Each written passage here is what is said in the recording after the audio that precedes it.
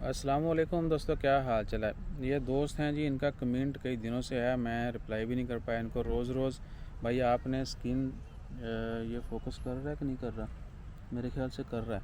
रोज़ रोज़ है जी, skin treatment कहाँ से करवाया था मैंने, फेस स्किन पे pigmentation, face skin ball, branch का और जगह का नाम बता दें भैया। सबसे पहली चीज़ ये कि आपने देखा दिखाई यानी नहीं करनी, किसी को देख के किसी का मुंह लाल देख के अपना नहीं लाल कर लेना, ठीक है ना। तो आपने डॉक्टर से कंसल्ट करना है, स्पेशली स्किन हो गया, हेयर हो गया, आइज़, ईएनटी, जितना भी ये ना, ये सुनी सुनाई दवाइयाँ या लोगों के टोटके जो है उनको फॉलो मत किया करें। इसी से जो है ना हमारी कौमें जो है ना वो तबाह हो चुकी हैं। ये मरूसी बीमारियाँ, ठीक है, एक से दूसरे को पूरी फैमिलीज़ में चल रही होती हैं।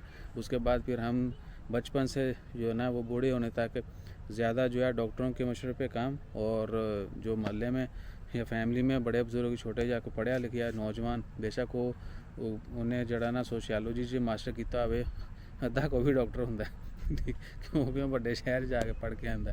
तो यानी किसी के टोटके पे नहीं जाना है, अच्छे मोहल्ले से मशवरा करना है आपने। उसके बाद जो आपके लिए सूट करेगा वो आपको रिकमेंड करेंगे, फिर आपने वो करवाना है, ठीक है। और अगर आपको लगता है कि इन्होंने मशवरा सही नहीं देता तो 1 2 3 जगह पे कंसल्ट कर लें, आपको पता चल जाएगा उन 3 का भी और जो रिकमेंड करेंगे उस चीज़ का भी। बहरहाल स्किन का क्या है कि आप जो है डॉक्टर से कंसल्ट करें।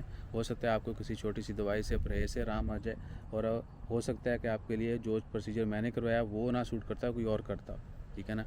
तो ये जहन में रखना है। बहुत सारे लोग कहते हैं भैया नहीं यही करवाना है, ये हो गया होगा। हमारा मुंह से साफ़ हो गया, कोई एक से नहीं हुआ, बहुत सारे हमने जो है ना वो किए थे जो जो हमें सूट करता था। और ये भी कि ये यकमुश्त नहीं होता। स्किन ट्रीटमेंट जो है वो परमानेंट भी बहुत कम होते हैं, और आपको कंटिन्यू वो मैं टीन टप्पा कहता हूँ तो वो करवाना पड़ता है। यानी टचिंग मचिंग जो है ना वो उसका हमारा रीटच जो है ना वो टेक्निकल वर्ड जो है डर्माटोलॉजी में वो करवाना पड़ता है आपको, ठीक है जी।